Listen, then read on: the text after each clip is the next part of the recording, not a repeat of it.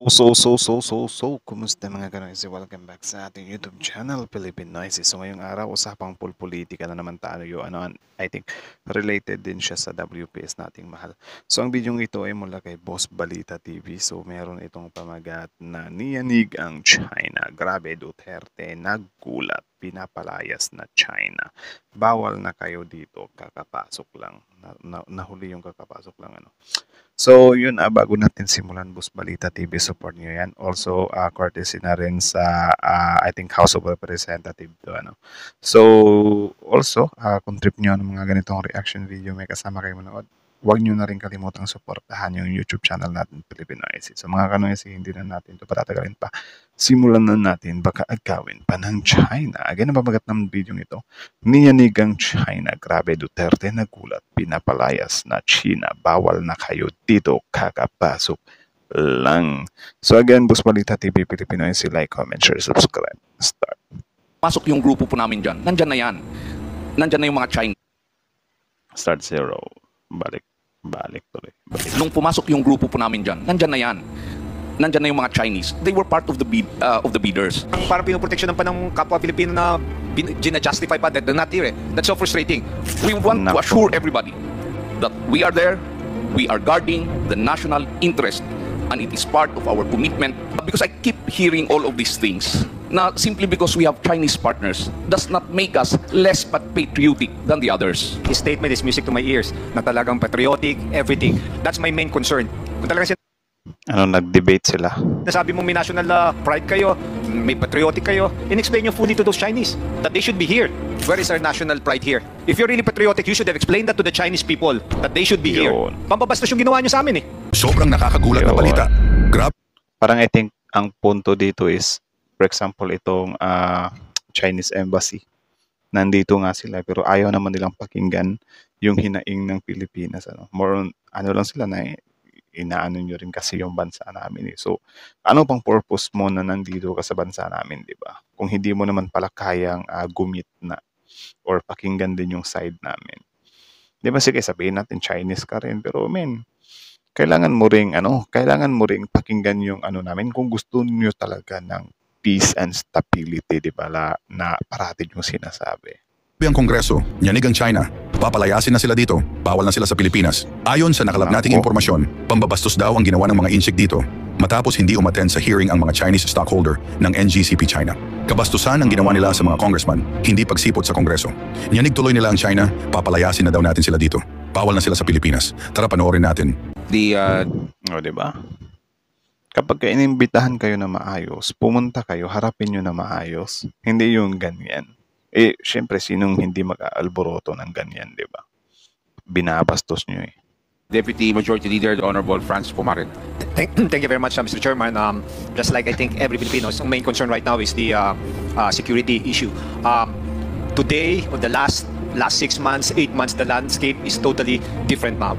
As we recall, just a few days ago, the PNP was able to apprehend mga spy machines, mga gadgets and everything. My question here is, tamang sinabi ni Congressman Rufus, was there a violation? But we're talking about national interest. If I may ask the NGCP, what's the nationality of the assistant CTO? If you have? Okay, so I think related ito siya sa NGCP issues, na parang yung China nga daw yung some kind nagko-control. So, interesting topic to me. Attorney Paul, are you raising your hands? Is the question addressed to NGCP? Deputy Majority Leader Franz Pumarin, is it a question I'm asking lang if they have an NGCP? assistant, CTO of NGCP. Attorney Paul. Yes, Mr. Chairman, we have an assistant CTO, Engineer Cesar Sanchez. May soul rest in peace. He's a Filipino citizen. His body is in Iligan now. He just died last week. But he's a Filipino citizen, Mr. Chairman. Okay. Last week na dedo na. Okay. Another thing, Mr. Chairman, I noticed it talagang their main priority to hire the CTO, correct me if I'm wrong, is a Chinese national. Tama po ba? Hala. Mr. Chairman, if I may, please proceed. There is no inclination on our part to specifically hire Chinese as our CTO. As mentioned earlier, Honorable Congressman Pumarin, our CTO now is Engineer Rico Vega, who is a Filipino citizen. Wait lang. So, siya yung president.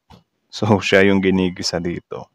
grabe na if ever mapatunayan na totoo yun na parang gusto nyo is Chinese talaga yung some kind mag-ooperate niyan. Edi, syempre, kaduda-duda nga naman.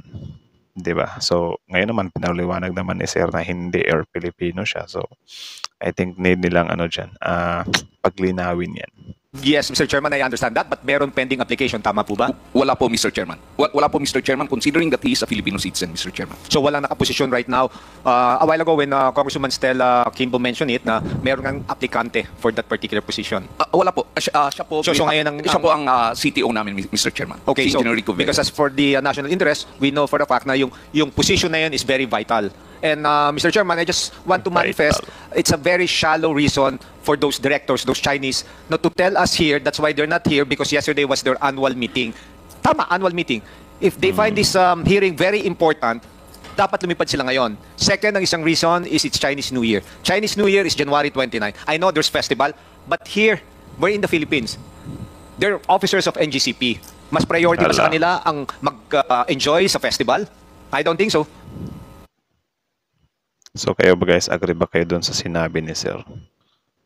Tapos, ang tanong ko lang dito, bakit itong mga taong to, tanong lang naman na, bakit nag-i-English sila? Ano ba? So, paano maiintindihan to ng karamihang mga Pilipinong mga kababayan natin, di ba? English sila eh. Ewan ko ba, yung mga, nag-i-English sila? Tama po ba yun, Mr. Chairman? Maybe we can hear from them. That's a very shallow reason. Festival? Tayo ba, if may war tayo dito, we cannot attend because birthday nito? That's the main concern. How can you show us na this Chinese, yung heart nila sa Filipinos para tumulong? Kasi pwede din nating sabihin na ginagamit na excuse yung Chinese New Year para hindi lang talaga makadalo dyan, di ba? Mr. Chairman, if... Are you done, Honorable? I want an answer from the... Attorney Paul. Mr. Chairman, with respect to the question, I believe, Mr. Chairman, that, and I'm pretty sure they purchased their tickets prior to the receipt of today's hearing. So that's why they had to fly to China. As to the concerns being raised by Congressman Pumaren, rest assured we will relay all of those things to our Chinese directors. Mr. Chairman, Thank you very much. And, Mr. Chairman, as the question Ang ano lang dito, sana hindi tumakas, di ba? said earlier, notices will still be sent to them for the future hearings. Thank you. Yes, I know that we will invite them. Pero mababaw naman, nakabili ng ticket and everything. If they find this really important, they can still buy another ticket. And Mr. Chairman, I would like to make a motion also if we can invite yung Nika, yung sinasabi nila na nag-office dyan sa NGCP. As we all know, I hope I'm wrong, baka they're too comfortable with their setup right now in NGCP. Because like what I mentioned, the dynamics right now totally changed with regards to what's happening here in the Philippines. With regards to, I'm not trying to zero in on the directors or officers of Chinese nationals in NGCP. Pero ngayon, iba na po ang dynamics, iba na po ang landscape. A few days ago, may nahuli tayong Chinese na nag-spy. Diba? So, if we can invite also yung Nika. Actually, gusto ko yung mga ganito na parang tinatakol talaga natin or ayaw nating mawala yung usapin na mga spying ng Chinese dito sa bansa natin. Para syempre mag-raise din siya ng awareness, di ba? Tapos yung ibang mga Chinese, makapag-ano na sila na umuwi na lang sila. Itigil na nila yung mga kalokohan nila or maging hesitant na yung mga ipapadala pa lang dito, di ba? Kasi kung hindi natin ipapakita sa mga Chinese na to, mga Chinese spies na to, hindi natin nilalahat yung Chinese. Kung hindi natin ipapakita sa mga Chinese spies na to na merong pangil yung Pilipinas, malalakas pa rin yung loob nila na mang-iispiya dito sa bansa natin. Ang gusto ko nga dyan is yung pataasin natin yung penalty para sa mga nag-iispiya. Like, hitbitay na lang. Oh, di ba? Para syempre matakot din sila. The one in charge of Nika or the one assigned to that particular office para we can hear kung ano po talagang what's happening. Take note of that, and indeed, the security issue is something that is in, I would say, top of the list or top of mind of all Filipinos. Yes, the Honorable Franz Pumaren. Yeah, that's my query lang. It's just so frustrating. Those Chinese nationals, parang napaka-special for them. Hearing ang parang pinoproteksyon ang ng ticket. Kapwa Pilipino na, don't tell me they cannot afford to buy another ticket if they find this. Tama naman. Ramdam din kita, sir. Nagigets ko rin yung punto mo, kasi syempre, Pilipino tayo. bansa natin 'to. So, ano ba naman yung irespeto tayo sa part na 'to, 'di ba? Hindi na nga tayo nirespeto dun sa teritoryo natin sa West Philippine Sea. Kahit ba naman dito babastusin tayo. 'Di ba na formal naman sana silang inimbita, pero biglang ganyan yung mga atake nila. And isa pa diyan is parang siyempre medyo nakakapanduda nga naman na baka ano na yan, nagtago-tago na yan. Or baka hindi na nga talaga magpakita yan dyan. 'Di ba? So Really frustrating. important. Where is our national pride here? Chairman? Thank you. Thank you, the Honorable Galit na Franz si Sir. Pumarin. Yes, Attorney yeah. Paul, we will invite them in the next hearings Mr. Chairman, can I- until they run out of holidays. Until they run out of holidays. Ayan, dinala nila sa joke. Ano, kasi tama nga naman, 'di ba? Sige, mag-ano kayo, mag-excuse kayo na holiday ngayon, iimbitahan kayo ng iimbitahan. 'Di ba? Hanggang sa maubos yung holidays. Pero syempre, kapag ganyan, dapat may consequences yan, 'di ba? Kasi syempre, inaano tayo na parang, uy, grabe, tigas-tigasan ka talaga, pupunta ka rin lang naman pala. 'Di ba? So, dapat may punishment din yan, yung matagal na pumunta. Late Attorney Paul. comer. Yes, we would like to assure this body that we are also Filipino citizens. We take our nationality and citizenship very seriously. Nandyan po kami, and we would like to assure the body, as Mr. Henry C. mentioned in his statement, nung pumasok yung grupo po namin dyan, nandyan na yan. Nandyan na yung mga Chinese. They were part of the bidders. Partners po sila ng MOG more. Now, Mr. Chairman, we would because I keep hearing all of these things, na simply because we have Chinese partners does not make us less patriotic than the others. Well, subjective siya. Kasi syempre, ngayon nga is marami nga tayong issues sa China, 'di ba? 'Di ba? May mga pag-iispiya, 'di ba? So since ganyan yung nyo, dapat sumali kayo since mga Pilipino naman kayo or yung partner nyo lang naman yung Chinese. Dapat kayo yung kayo yung magkumbinsi or isa kayo sa tumulong na magpatunay na healthy tuloy. Malinis nga yung mga Chinese partners nyo. Wala ngang sabit yan.